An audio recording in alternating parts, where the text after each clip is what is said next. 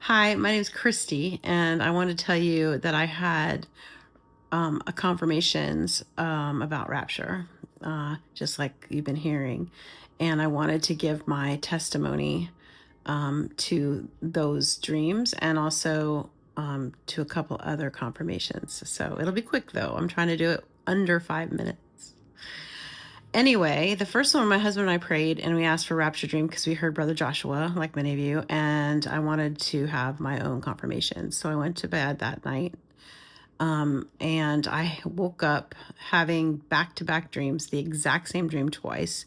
And the Lord told me in my spirit during the second time I was seeing the dream that I had had it one other time. So it's a 3-time dream that I've had. So this means a lot of confirmations on that dream alone. And in the dream, I went up in the rapture and I was looking down into a house of a man and a woman. They were married, no children, probably in their 40s, mid 40s. And the man had shaggy blonde hair. I remember that. And he was a normal build. He was scattering around, like scared, like what just happened. He didn't know. They were both just confused, super confused. And I was looking at, they had never heard the gospel. They had never had an opportunity to hear about the rapture. They didn't know anything. And the Lord showed me that from above. And then he gave me the permission to go down and pray him into the kingdom and tell him the truth. And I told him the gospel and we prayed together. And then that was that dream 3 times. And to me, I've had dreams where I've seen a person that I didn't know and then ran into that person and then given them the message that the Lord has told me to give them. So I'm kind of right now looking for this man and maybe God will bring him in my path. I think I'll know who he is when I see him. So I will talk to him about the Lord when I see him. So that happened 3 times. So the Lord, I was raptured, but I did get the opportunity to give one last person a prayer.